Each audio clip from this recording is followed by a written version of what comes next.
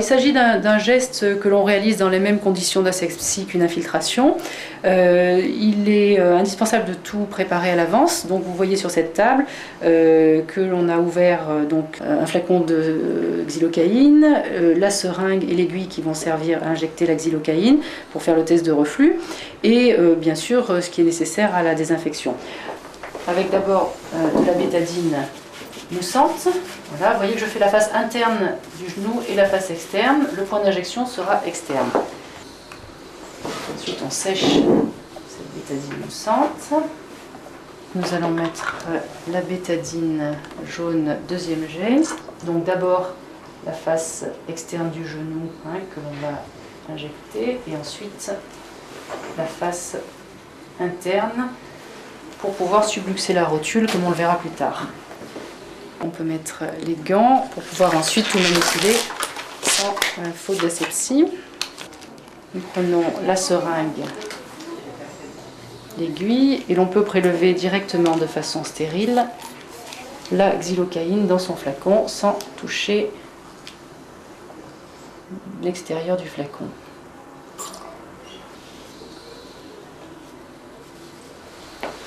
Voilà, le repère est le pôle supéro-externe de la rotule et on va passer juste un petit peu en dessous donc de l'angle supéro-externe de la rotule et la première astuce consiste à luxer la rotule vers l'extérieur.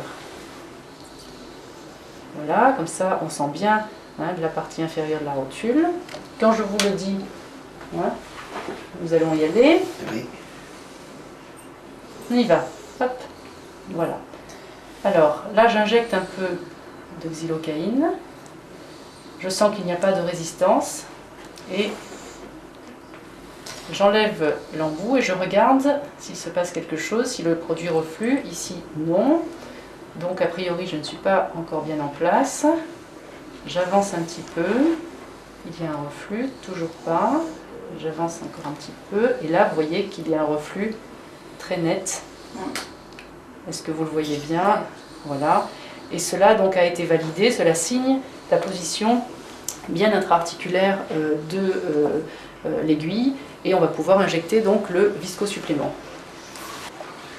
On place l'ampoule dans l'embout de l'aiguille et on injecte doucement. Vous ne sentez rien? Non. Voilà. Alors ensuite, une fois qu'on a injecté, on va mobiliser l'articulation pour bien répartir ce gel qui est assez compact, pour pouvoir le répartir bien dans l'articulation. Voilà, décontractez-vous. On mobilise un petit peu la rotule. Et voilà. Ensuite, on nettoie. Voilà, donc on nettoie avec un alcool modifié.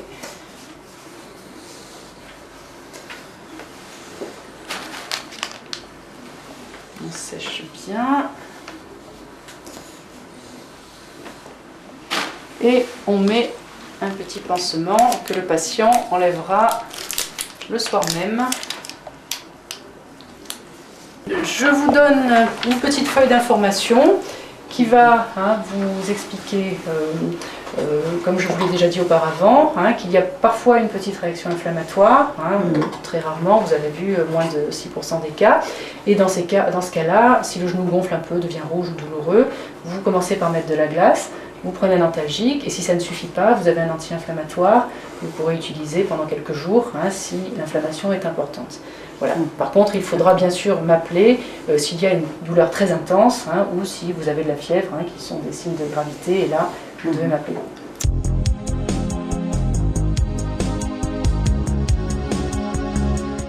Il s'agit de 3 injections réalisées à une semaine d'intervalle et l'action commence à apparaître le plus souvent 2 à 3 semaines après la dernière injection. Et par contre, la durée sera beaucoup plus longue puisqu'on a relevé dans les études qu'en moyenne, c'était de 9 mois.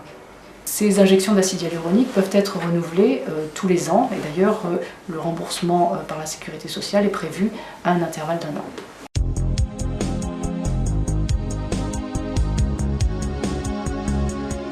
Il n'y a pas de risques généraux, en dehors des exceptionnelles allergies. Il y a toujours un risque septique, mais qui est moindre en théorie qu'avec les infiltrations. Et d'ailleurs, il y a très peu de publications à ce sujet, ce qui n'empêche pas qu'il faut conserver des conditions d'asepsie absolument rigoureuses.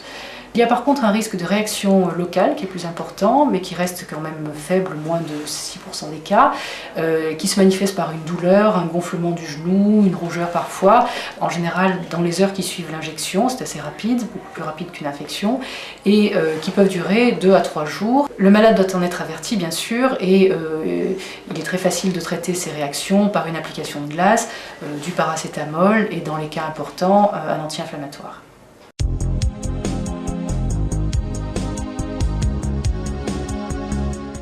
Alors comme vous l'avez vu, ce geste se réalise préférentiellement sur une articulation sans épanchement, donc techniquement c'est plus difficile. C'est pour ça que ce geste a été restreint aux spécialistes en rhumatologie, en rééducation fonctionnelle ou en chirurgie orthopédique qui ont l'habitude de manipuler et d'infiltrer des articulations.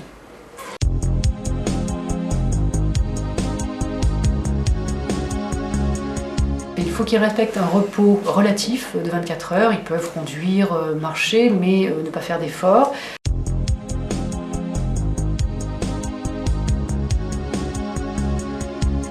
Alors, nous avons vu la gonarthrose, qui est l'indication la plus répandue, mais il y a également d'autres articulations que l'on peut injecter, qui sont le siège d'arthrose également, la coxarthrose, pour lesquelles des études ont été faites et d'autres sont en cours, avec de bons résultats.